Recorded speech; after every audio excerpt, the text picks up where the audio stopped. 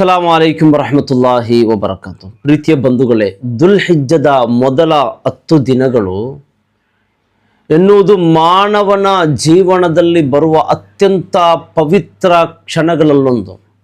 ಇದು ಕೇವಲ ಕ್ಯಾಲೆಂಡರ್ ದಿನಗಳಲ್ಲ, ಇದು ಅಲ್ಲಾಹನ ವಿಶೇಷ ರಹ್ಮತ್ ಇಳಿಯುವ ಮಲಕುಗಳು ಭೂಮಿಗೆ ಇಳಿದು ಸುಜೂದು ಮಾಡುವ ಹೃದಯಗಳನ್ನು ಸುತ್ತುವ ಕ್ಷಮೆಯ ಬಾಗಿಲನ್ನು ಸಂಪೂರ್ಣವಾಗಿ ತೆರೆದು ಯಾರು ಪಾಶ್ಚಾತ್ತಾಪ ಪಡುತ್ತಾರೋ ಎಂದು ಕರೆಯುವ ದಿವ್ಯ ಕಾಲವಾಗಿದೆ. ಪವಿತ್ರ ಕುರ್ಆನ್ನಲ್ಲಿ ಅಲ್ಲಾಹನು ಈ ಕಾಲದ ಮೇಲೆ ಪ್ರಣಾಮ ಮಾಡುತ್ತಾನೆ. ವಲ್ ಫಜ್ರ್ ವಲಯಾಲಿನ್ ಅಶ್ರ್, ಅಂದರೆ ಪ್ರಭಾತದ ಮೇಲೂ ಮತ್ತು ಆ 10 ರಾತ್ರಿಗಳ ಮೇಲೂ ಪ್ರಮಾಣ.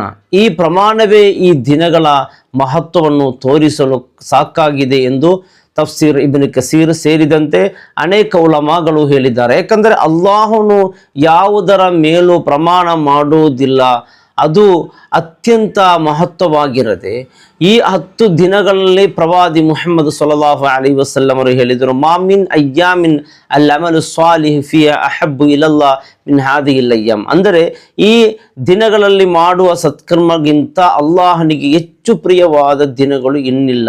ಸ್ವಹಾಬಗಳು ಕೇಳಿದರು, ಜಿಹಾದು ಕೂಡ ಅಲ್ಲವೇ? ಆಗ ಪ್ರವಾದಿ ಸಲ್ಲಲ್ಲಾಹು ಅಲೈಹಿ ವಸಲ್ಲಂ ಅವರು ಹೇಳಿದರು, ಅಲ್ ಜಿಹಾದು ಫೀ ಸಬೀಲಿಲ್ಲಾ ಇಲ್ಲಾ ರಜುಲ್ ಖರಜ ಬಿನಫ್ಸಿಹಿ ವ ಮಾಲಿಹಿ ಥುಮ್ಮ ಲಮ್ ಯರಿಜ್ ಮಿನ್ ದಾಲಿಕ ಬಿಶೈಯಿನ್, ಅಂದರೆ ತನ್ನ ಪ್ರಾಣ ಮತ್ತು ಸಂಪತ್ತನ್ನು ಅಲ್ಲಾಹನ ಮಾರ್ಗದಲ್ಲಿ ಅರ್ಪಿಸಿ ಏನನ್ನು ಹಿಂದಿರುಗಿಸದೆ ಹೊರತುಪಡಿಸಿ ಜಿಹಾದು ಕೂಡ ಇದರ ಸಮಾನವಲ್ಲ. ಇದರಿಂದ ಗೊತ್ತಾಗುವುದು ಒಂದು ಸಣ್ಣ ಸುಬ್ಹಾನಲ್ಲಾಹ್, ಒಂದು ಅಸ್ತಗ್ಫಿರುಲ್ಲಾಹ್, ಒಂದು ಕಣ್ಣೀರಿನ ಸುಜೂದು, ಒಂದು ಹೃದಯದಿಂದ ಮಾಡುವ ದುಆ.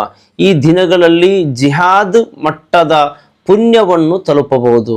ಇತಿಹಾಸ ನೋಡಿದರೆ ಇದೇ ದಿನಗಳಲ್ಲಿ ಹಜ್ ಎಂಬ ಇಬಾದತ್ತಿನಲ್ಲಿ ಇಬ್ರಾಹಿಂ ಅಲೈಹಿಸ್ಸಲಾಂ ರವರ ತ್ಯಾಗ ನೆನಪು ಜೀವಂತವಾಗುತ್ತದೆ. ಅವರು ತಮ್ಮ ಮಗನನ್ನೇ ಅಲ್ಲಾಹನ ಆಜ್ಞೆಗೆ ಅರ್ಪಿಸಲು ಸಿದ್ಧರಾದ ಅಲ್ಲಾಹನು ಆ ತ್ಯಾಗವನ್ನು ಸ್ವರ್ಗೀಯ ಕುರ್ಬಾನಿಯಾಗಿ ಪರಿವರ್ತಿಸಿದನು. ಇದೇ ದಿನಗಳಲ್ಲಿ ಹಾಜರಾ ರಲಿಯಲ್ಲಾಹು ಸಫಾ ಮತ್ತು ಮರ್ವಾ ನಡುವೆ ಓಡಾಡಿ ಝಮ್ಝಮ್ ನೀರಿನ ಅದ್ಭುತವನ್ನು ಕಂಡರು. ಅದು ತವಕ್ಕಲ್ನ ಶ್ರೇಷ್ಠ ಪಾಠ. ಈ ದಿನಗಳಲ್ಲಿ ತಕ್ಬೀರ್ ಹೇಳುವುದು ಸ್ವಹಾಬಗಳ ಕಾಲದಿಂದಲೇ ಒಂದು ಸುನ್ನತ ಸಂಸ್ಕೃತಿ ಆಗಿದೆ. ಅಲ್ಲಾಹು ಅಕ್ಬರ್ ಅಲ್ಲಾಹು ಅಕ್ಬರ್ ಲಾ ಇಲಾಹಾ ಇಲ್ಲಲ್ಲಾಹು ಅಲ್ಲಾಹು ಅಕ್ಬರ್ ಅಲ್ಲಾಹು ಅಕ್ಬರ್ ವಲಿಲ್ಲಾಹಿಲ್ ಹಮ್ದ್ ಎಂದು ಬೀದಿಗಳಲ್ಲಿ ಜೀವಂತವಾಗುತ್ತಿತ್ತು. ರಾತ್ರಿ ಸಮಯದಲ್ಲಿ ಸೂರತ್ ಮುಲ್ಕ್ ಓದುವುದು ಕಬರ್ನ ಶಿಕ್ಷೆಯಿಂದ ರಕ್ಷಣೆ ನೀಡುತ್ತದೆ ಎಂದು ಹದೀಸಿನಲ್ಲಿ ಬಂದಿದೆ. ಸೂರತ್ ಮಿನಲ್ ಕುರ್ಆನ್ ಶಫಾಅತ್ ಲಿರಜುಲ್ ಹತ್ತಾ ಗುಫಿರ ಲಹು, ಸೂರತುಲ್ ಫಜ್ರ್ ಓದುವುದು ಹೃದಯದಲ್ಲಿ ನೂರು ಇಳಿಸುತ್ತದೆ ಎಂದು ಉಲಮಾಗಳು ಹೇಳಿದ್ದಾರೆ. ಈ ದಿನಗಳಲ್ಲಿ ಉಪವಾಸ, ವಿಶೇಷವಾಗಿ ಅರಫಾ ದಿನದ ಉಪವಾಸ ಕುರಿತು ಪ್ರವಾದಿ ಸಲ್ಲಲ್ಲಾಹು ಅಲೈಹಿ ವಸಲ್ಲಂ ಹೇಳಿದರು, ಸಿಯಾಮು ಯೌಮಿ ಅರಫಾ ಯುಕಫಿರು ಸನತುಲ್ಲತಿ ಕಬ್ಲಹು ವ ಸನತುಲ್ಲತಿ ಬಅದಹು, ಅಂದರೆ 2 ವರ್ಷಗಳ ಪಾಪಗಳಿಗೆ ಕ್ಷಮ, ಇದಕ್ಕಿಂತ ದೊಡ್ಡ ಉಡುಗೊರೆ ಇನ್ನೇನು ಇರಬಹುದು. ಈ ಕಾಲದಲ್ಲಿ ಇಸ್ತಿಗ್ಫಾರ್ ಹೃದಯವನ್ನು ತೊಳೆಯುತ್ತದೆ. ಸ್ವಲಾತ್ ಪ್ರವಾದಿ ಸಲ್ಲಲ್ಲಾಹು ಅಲೈಹಿ ವಸಲ್ಲಂ ಅವರ ಮೇಲೆ ಕಳುಹಿಸುವುದು ಜೀವನದ ದುಃಖವನ್ನು ಕರಗಿಸುತ್ತದೆ. ಸದಕ ಬಡವರ ಹೊಟ್ಟೆ ತುಂಬಿಸುವುದರ ಜೊತೆ ನಮ್ಮ ಕಬ್ರನ್ನು ಬೆಳಗಿಸುತ್ತದೆ. ಈ 10 ದಿನಗಳಲ್ಲಿ ಸಂಬಂಧಗಳನ್ನು ಜೋಡಿಸುವುದು, ಪೋಷಕರನ್ನು ಗೌರವಿಸುವುದು, ಮಕ್ಕಳನ್ನು ಪ್ರೀತಿಯಿಂದ ಬೆಳೆಸುವುದು, ಯಾರನ್ನು ನೋಯಿಸದಂತೆ ಬದುಕುವುದು ಇಸ್ಲಾಮಿನ ನೈಜ ಸೌಂದರ್ಯವಾಗಿದೆ. ಮತ್ತು ಈ ಎಲ್ಲದ ನಡುವೆ ಫೆಲಸ್ತೀನ್ ಮಕ್ಕಳಿಗಾಗಿ, ದುಃಖದಲ್ಲಿರುವ ಮುಸ್ಲಿಮರಿಗಾಗಿ ಹೃದಯದಿಂದ ದುಆ ಮಾಡುವುದು. ಯಾ ಅಲ್ಲಾಹ್, ಅವರ ಕಣ್ಣೀರನ್ನು ಸಂತೋಷವಾಗಿಸು, ಅವರ ಭಯವನ್ನು ಶಾಂತಗೊಳಿಸು ಎಂಬ ಪ್ರಾರ್ಥನೆ ಈ ಕಾಲದ ಅತ್ಯಂತ ಶಕ್ತಿಯುತ ಕಾರ್ಯಗಳಲ್ಲಿ ಒಂದಾಗಿದೆ. ಆದ್ದರಿಂದ ಈ 10 ದಿನಗಳು ಕೇವಲ ಕಾಲವಲ್ಲ, ಇದು ಜನ್ನತಿಗೆ ಹೋಗುವ ದಾರಿ, ಕ್ಷಮೆಯ ಮಲೆ, ರಹ್ಮತಿನ ಸಾಗರ ಮತ್ತು ಒಂದು ಸಣ್ಣ ಅಮಲ್ ಸಹ ಜೀವನವನ್ನೇ ಬದಲಿಸುವ ದಿವ್ಯ ಅವಕಾಶವಾಗಿದೆ. ಈ ಪವಿತ್ರ ದುಲ್ಹಿಜ್ಜದ 10 ದಿನಗಳು, ಪ್ರೀತಿಯ ಸಹೋದರರೇ, ಈ ದಿನ ಅಂದರೆ ಇದು ಅದ್ಭುತವಾಗಿದೆ. ಇದು ಕೇವಲ ಇಬಾದತ್ ದಿನಗಳಲ್ಲ, ಇದು ಇತಿಹಾಸದ ಅತ್ಯಂತ ದೊಡ್ಡ ತ್ಯಾಗಗಳು ನಡೆದ ಈಮಾನಿನ ತೂಕವನ್ನು ಮಾನವ ಇತಿಹಾಸದಲ್ಲಿ ಅಳೆಯಲಾದ ಕ್ಷಣಗಳು. ಇಲ್ಲಿ ಪ್ರತಿ ಚರಿತ್ರೆಯು ಕಣ್ಣೀರನ್ನು ತರಿಸುತ್ತದೆ ಮತ್ತು ಪ್ರತಿ ಘಟನೆಯು ಹೃದಯವನ್ನು ಅಲ್ಲಾಹನ ಕಡೆಗೆ ತಿರುಗಿಸುತ್ತದೆ. ಇಬ್ರಾಹಿಂ ಅಲೈಹಿಸ್ಸಲಾಂ ಅವರ ತ್ಯಾಗದ ಚರಿತ್ರೆ ಈ ದಿನಗಳಲ್ಲಿ ಆತ್ಮವಾಗಿದೆ.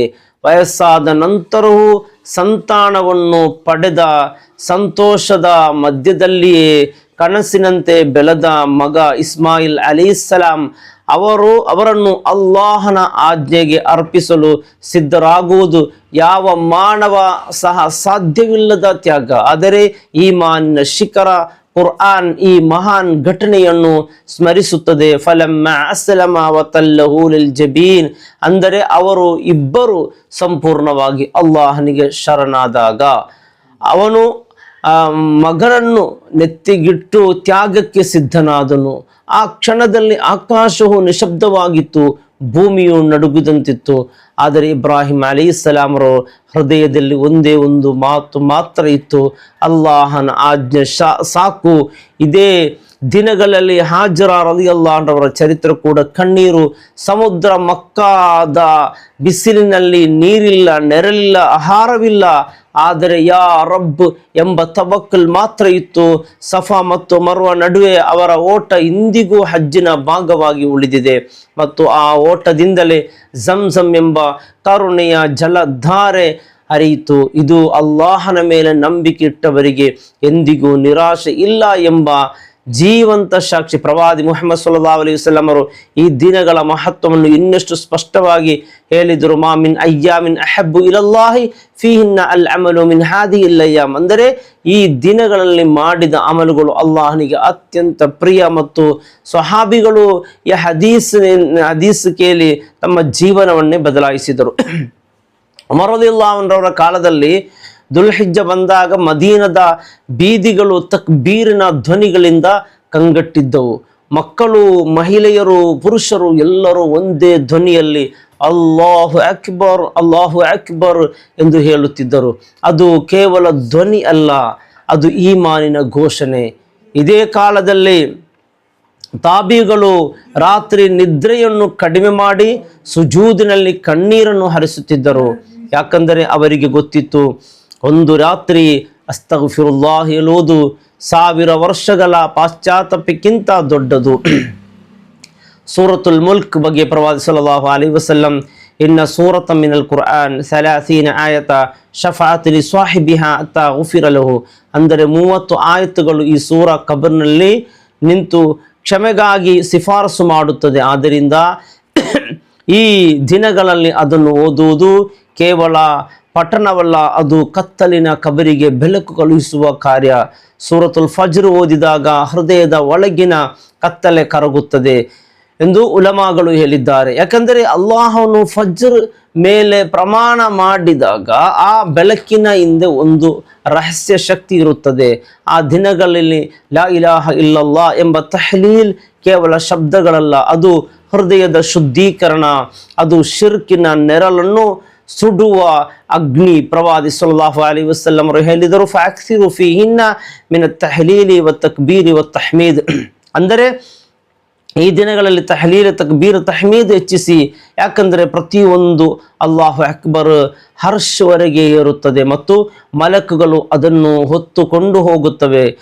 ಇದೇ ದಿನಗಳಲ್ಲಿ ಇಬ್ಲೀಸಿನ ದ್ವೇಷವು ಹೆಚ್ಚಾಗುತ್ತದೆ. ಯಾಕಂದರೆ ಅವನು ನೋಡುತ್ತಾನೆ, ಮಾನವ ಮತ್ತೆ ಅಲ್ಲಾಹನ ಕಡೆಗೆ ತಿರುಗುತ್ತಿದ್ದಾನೆಯೇ. ಆದರೆ ಈ ಮಾನಿನವರು ಪ್ರತಿಯೊಂದು ಪಾಪವನ್ನು ಇಸ್ತಿಗ್ಫಾರಿನಿಂದ ತೊಳೆಯುತ್ತಾರೆ. ಅಸ್ತಗ್ಫಿರುಲ್ಲಾಹ್ ವ ಅತೂಬು ಇಲೈಹ್. ಮತ್ತು ಪ್ರವಾದಿ ಪ್ರತಿಯೊಂದು ಕಣ್ಣೀರು ಹೃದಯವನ್ನು ನವೀಕರಿಸುತ್ತದೆ. ಈ ಕಾಲದಲ್ಲಿ ಸ್ವಲಾತ್ ಪ್ರವಾದಿ ಸಲ್ಲಲ್ಲಾಹು ಅಲೈಹಿ ವಸಲ್ಲಂ ಮೇಲೆ ಕಳುಹಿಸುವುದು ಜೀವನದ ಬಾಗಿಲನ್ನು ತೆರೆಯುತ್ತದೆ. ಅಲ್ಲಾಹುಮ್ಮ ಸಲ್ಲಿ ಅಲಾ ಸಯ್ಯಿದಿನಾ ಮುಹಮ್ಮದ್ ಎಂಬ ಒಂದು ವಾಕ್ಯವೇ ಲಕ್ಷಾಂತರ ದುಃಖಗಳನ್ನು ಕರಗಿಸಬಹುದು ಎಂದು ಉಲಮಾಗಳು ಹೇಳಿದ್ದಾರೆ. ಈ ದಿನಗಳಲ್ಲಿ ದಾನ ಸ್ವದಕ ಕೇವಲ ಹಣ ನೀಡುವುದಲ್ಲ, ಅದು ಹಸಿದವರ ಹೊಟ್ಟೆಯನ್ನು ಈಮಾನಿನ ಬೆಳಕು ಹೆಚ್ಚಿಸುವುದು, ಮಕ್ಕಳನ್ನು ಪ್ರೀತಿಯಿಂದ ಬೆಳೆಸುವುದು, ಪೋಷಕರನ್ನು ಗೌರವಿಸುವುದು, ಮುರಿದ ಸಂಬಂಧಗಳನ್ನು ಜೋಡಿಸುವುದು, ಇವು ಎಲ್ಲವೂ ಹಜ್ಜಿನ ಆತ್ಮವೇ ಆಗಿದೆ. ಯಾಕಂದರೆ ಪ್ರವಾದಿ ಸಲ್ಲಲ್ಲಾಹು ಅಲೈಹಿ ವಸಲ್ಲಂ ಅವರು ಹೇಳಿದರು, ಸಂಬಂಧಗಳನ್ನು ಜೋಡಿಸುವವನು ಸ್ವರ್ಗ ಪ್ರವೇಶಿಸುತ್ತಾನೆ. ಮತ್ತು ಈ ಎಲ್ಲದ ಮಧ್ಯೆ ಮುಸ್ಲಿಂ ಸಹೋದರರಿಗಾಗಿ, ಕಷ್ಟದಲ್ಲಿರುವವರಿಗಾಗಿ ದುಆ ಮಾಡೋದು ಈ ಕಾಲದ ಅತ್ಯಂತ ಕಣ್ಣೀರಿನ ಇಬಾದತ್. ಯಾ ಅಲ್ಲಾಹ್, ಅವರ ನೋವನ್ನು ಶಾಂತಗೊಳಿಸು, ಅವರ ಮಕ್ಕಳಿಗೆ ಸುರಕ್ಷಿತ ಕೊಡು ಎಂಬ ಒಂದು ದುಆ ಆಕಾಶವನ್ನು ನಡುಗಿಸುತ್ತದೆ. ಆದ್ದರಿಂದ ಈ ದಿನಗಳು ಕೇವಲ ಆಚರಣೆಯ ದಿನಗಳಲ್ಲ, ಇದು ಇತಿಹಾಸದ ಪುನರಾವರ್ತನೆಯ, ಈಮಾನಿನ ಪರೀಕ್ಷೆ, ಹೃದಯದ ಶುದ್ಧೀಕರಣ ಮತ್ತು ಜನ್ನತಿಗೆ ಹತ್ತುವ ನೇರ ದಾರಿ. ಇಲ್ಲಿ ಒಂದು ಕ್ಷಣವು ವ್ಯರ್ಥವಾಗಬಾರದು. ಯಾಕೆಂದರೆ ಒಂದು ಸುಬ್ಹಾನಲ್ಲಾಹ್ ಕೂಡ ಶಾಶ್ವತ ಜೀವನವನ್ನು ಬದಲಾಯಿಸಬಲ್ಲದು. ಪ್ರೀತಿಯ ಸಹೋದರಿ, 10 ದಿನಗಳು ನಮಗೆ ಅಲ್ಲಾಹ್ ಕೊಟ್ಟ ಅತ್ಯಂತ ಶ್ರೇಷ್ಠ ದಿನಗಳಾಗಿದೆ. ಈ ದಿನಗಳಲ್ಲಿ ನಾವು ಮಾಡುವ ಒಂದೊಂದು ಚಿಕ್ಕ ಚಿಕ್ಕ ಇಬಾದತ್ತುಗಳು ಅಲ್ಲಾಹನ ಬಳಿ ಅದು ದೊಡ್ಡ ಜಿಹಾದಿಗಿಂತಲೂ ದೊಡ್ಡದಾಗಿದೆ ಎಂದು ಪ್ರವಾದಿ ಸಲ್ಲಲ್ಲಾಹು ಅಲೈಹಿ ವಸಲ್ಲಂ ಕಲಿಸಿಕೊಟ್ಟ ಈ 10 ದಿನಗಳು ಇಂದು ದುಲ್ಹಿಜ್ಜದ 1ನೇ ದಿನ ಆಗಿದೆ. ಅಲ್ಲಾಹ್ ರಬ್ಬ್ ಸುಬ್ಹಾನಹು ವ ತಆಲಾ ನಮ್ಮೆಲ್ಲ ಸಲ್ಕರ್ಮಗಳನ್ನು ಅಲ್ಲಾಹ್ ಸ್ವೀಕರಿಸಲಿ. ಈ 10 ದಿನಗಳಲ್ಲಿ ಅವನಿಗೆ ಇಬಾದತ್ ಮಾಡುವ ಮೂಲಕ ಈ ದಿನಗಳನ್ನು ಧನ್ಯಗೊಳಿಸಲು ಅಲ್ಲಾಹ್ ತೌಫೀಕ್ ನೀಡಲಿ. ಅಸ್ಸಲಾಮು ಅಲೈಕುಂ ವರಹಮತುಲ್ಲಾಹಿ ವಬರಕಾತುಹು.